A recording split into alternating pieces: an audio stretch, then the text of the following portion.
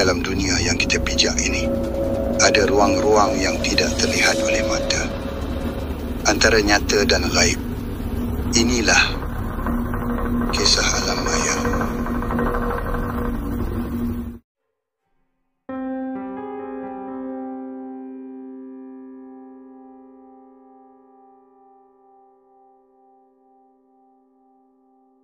Aku kerja sebagai mekanik di sebuah bengkel kecil dekat Pekan. Aku ni bukan jenis percaya sangat benda-benda sihir atau santau ni. Tapi apa yang aku saksikan sendiri beberapa tahun lepas buat aku ubah fikiran. Benda tu betul-betul wujud. Cerita ni pasal seorang kawan lama aku, nama dia Razak. Kami ni rapat macam adik-beradik. Dia kerja sebagai pemandu lori, badan sihat, periang, tak banyak musuh. Tapi entah macam mana, dalam masa tak sampai sebulan, dia berubah jadi macam orang lain. Semuanya bermula bila dia balik dari satu trip jauh, bawa muatan ke utara. Masa tu aku perasan muka dia pucat semacam. Badan kurus mendadak, mata cekung, dan kalau bercakap, suara dia serak macam orang tengah batuk darah. Aku tanya kenapa. Dia cuma jawab, tak tahulah Z. Dalam badan ni rasa panas semacam. Malam-malam aku tak boleh tidur. Setiap kali pejam mata, aku nampak muka perempuan tua. Rambut menggerbang pandang aku dari hujung katil. Aku fikir dia demam biasa. Tapi bila aku tengok lama-lama, lain macam.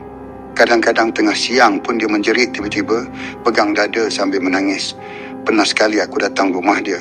Aku terkejut tengok lantai penuh serpihan kaca halus. Dia kata, setiap kali batuk, keluar darah bercampur serpihan kaca kecil. Aku ingat dia bergurau, tapi bila dia tunjuk dalam mangkuk, aku terus terkedu. Memang betul, ada darah pekat dan dalamnya ada cebisan kaca yang dah berkarat macam kaca botol lama. Malam tu aku tak boleh tidur. Aku terbayang muka Razak yang makin cengkung. Esoknya aku ajak dia pergi hospital. Doktor ambil darah, buat x-ray. Tapi keputusan semua normal. Doktor cuma cakap mungkin tekanan atau gangguan saraf. Tapi aku tahu itu bukan penyakit biasa. 3 hari lepas tu aku dapat panggilan daripada isteri Razak. Dia menangis cakap Razak makin teruk.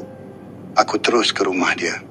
Sampai saja aku nampak Razak tengah meniarap atas lantai, badan menggigil dan dari mulut dia keluar darah merah kehitaman.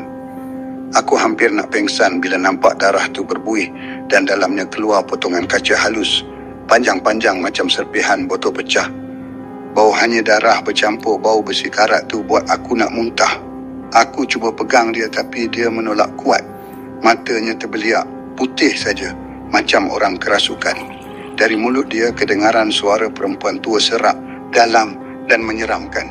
Dia dah ambil hak aku. Dia kena rasa balik sakit aku. Aku terus terundur ke belakang. Isteri dia menjerit panggil jiran. Dalam panik tu ada seorang lelaki tua datang orang kampung panggil dia Pak Lang Samad. Orang yang biasa ubatkan gangguan. Dia terus suruh kami semua keluar dan kunci pintu. Dari luar, aku dengar Pak Lang baca sesuatu. Tak lama lepas tu, rumah tu bergoncang. Macam ada benda besar hentak lantai. Tiba-tiba kedengaran bunyi kaca pecah bersahut-sahutan. Lepas setengah jam, sunyi. Pak Lang keluar dengan muka letih, peluh menitis. Dia tunjukkan segenggam kaca tajam yang dah berlumuran darah. Katanya benda tu keluar sendiri dari badan Razak masa dia baca ayat-ayat tertentu. Tapi yang buat bulu roma aku berdiri, dia kata, "Ni santau ibu kaca. Sihir ni paling lama bertahan dalam darah. Kalau tak ditarik keluar dengan izin Tuhan, boleh makan isi sampai mati." Aku tanya siapa yang buat. Pak Lang cuma geleng. Dia kata dia nampak bayangan perempuan tua berjubah hitam duduk atas alang rumah masa dia masuk tadi. Katanya, perempuan tu pernah mati dibunuh dalam cemburu. Dan sekarang, semangatnya digunakan untuk menghantar sihir pada orang lain. Razak terselamat, tapi badan dia dah tak sama. Setiap kali hujan lebat, dia akan rasa perutnya berdenyut, panas, dan kadang-kadang keluar darah sedikit dari mulut. Dia cakap dia masih mimpi perempuan tua tu, berdiri depan cermin, sambil pecahkan kaca dan sapu serpihan ke wajah sendiri. Sampai hari ini, setiap kali aku dengar bunyi kaca pecah waktu malam, aku teringat kejadian tu. Aku teringat mata Razak yang waktu itu bukan lagi mata manusia tapi mata seseorang yang pernah tengok neraka dari jarak dekat. Dan setiap kali aku pergi rumah dia sekarang, aku perasan depan pintu rumahnya tergantung sebotol kecil kaca yang diisi air hitam. Bila aku tanya, dia cuma senyum lemah. Katanya, Pak Lang suruh gantung. Katanya kalau air tu bertukar jernih, maknanya dia dah datang cari aku balik. Tapi yang buat aku tak lena malam tu, waktu aku balik rumah, aku pandang cermin dalam bilik aku sendiri.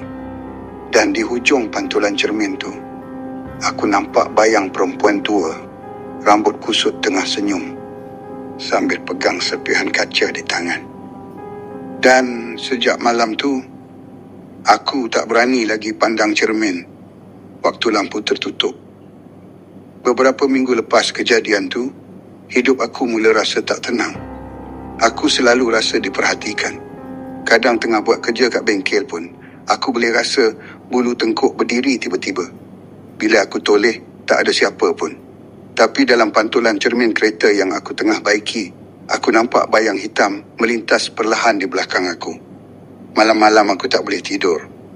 Setiap kali aku pejam mata, aku dengar bunyi kaca bergeser.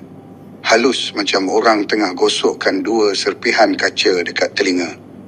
Bunyi itu lama-lama makin kuat, sampai aku terpaksa buka lampu. Dan bila aku buka mata, aku perasan lantai dekat bawah katil aku berkilat, macam ada serbuk kaca halus bertaburan. Aku cuba sapu dan buang, tapi setiap kali aku sapu, aku rasa macam ada benda tajam tercucuk jari. Darah menitik sikit. Tapi bila aku tengok betul-betul, tak nampak pun kaca. Aku dah tak tahan. Esoknya aku pergi cari Pak Lang Samad. Dia tengok muka aku lama. Kemudian dia senyum pahit. Katanya, bila kau tengok orang kena santau ibu kaca, kadang serpihan tu menumpang ikut mata yang memandang. Kau nampak, kau rasa, maka dia tahu kau wujud. Itu sebab dia ikut.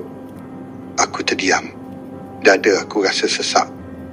Aku tanya Pak Lang, apa aku perlu buat?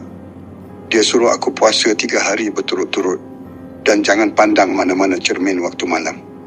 Lepas maghrib ketiga, dia datang rumah aku, bawa sebesen air limau, garam dan seikat daun bidara.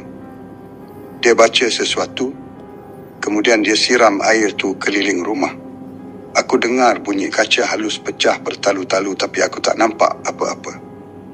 Lepas tu, dia suruh aku bakar sehelai kain putih di luar rumah. Api tu berasap pekat dan dalam asap tu, aku sempat nampak bayang perempuan tua rambut panjang, mata merah dan senyum dengan gigi tajam. Api padam sendiri bila Pak Lang habiskan bacaannya. Dia kata, kalau kau dengar bunyi kaca lepas ni, jangan takut. Itu cuma sisa dia, tapi dia dah tak boleh jejak kau lagi. Sejak malam tu, aku tidur lena untuk pertama kali. Bunyi kaca hilang. Tapi aku tahu, benda tu tak lenyap, cuma berpindah. Beberapa bulan kemudian, Razak telefon aku. Suara dia perlahan, serak macam dulu. Dia cakap air dalam botol depan rumah dia dah bertukar jernih seminggu lepas. Aku senyap. Tak tahu nak jawab apa. Beberapa hari lepas panggilan tu, aku dapat berita Razak meninggal. Isteri dia kata, masa ditemui, Razak rebah di bilik air dengan serpihan kaca penuh dalam mulut dan dada. Tiada kesan pecah dari luar. Aku pergi ziarah jenazah dia. Waktu aku tengok wajahnya kali terakhir, aku perasan bibir dia luka halus, macam kena hiris dari dalam. Dan bila kain kafan ditutup, aku terbau bau besi karat yang sama seperti dulu. Selepas pengebumian, aku duduk sendirian dekat kubur Razak. Angin senja meniup perlahan, dan entah kenapa, Aku terdengar bunyi kaca kecil pecah dari arah tanah pusaranya. Aku bangun perlahan, pandang langit yang makin gelap. Dalam hati aku cuma mampu berdoa, semoga roh dia tenang. Tapi waktu aku berpaling nak pergi, aku ternampak sesuatu di tepi batu nisan. Sebiji serpihan kaca kecil berkilat dan dalam pantulannya, jelas nampak wajah perempuan tua sedang senyum ke arah aku. Aku pijak kaca tu kuat-kuat sampai pecah. Kemudian aku jalan tanpa toleh lagi. Tapi sejak hari tu, setiap kali aku betulkan cermin depan kereta pelanggan, aku selalu terfikir, kalau kaca tu pantulkan muka aku sekarang, adakah aku masih nampak diri aku? Atau sebenarnya, aku dah jadi sebahagian dari pantulan itu? Benda ni memang ada dan wujud. Siapa yang pernah alami, dia akan percaya dan rasa benda tu.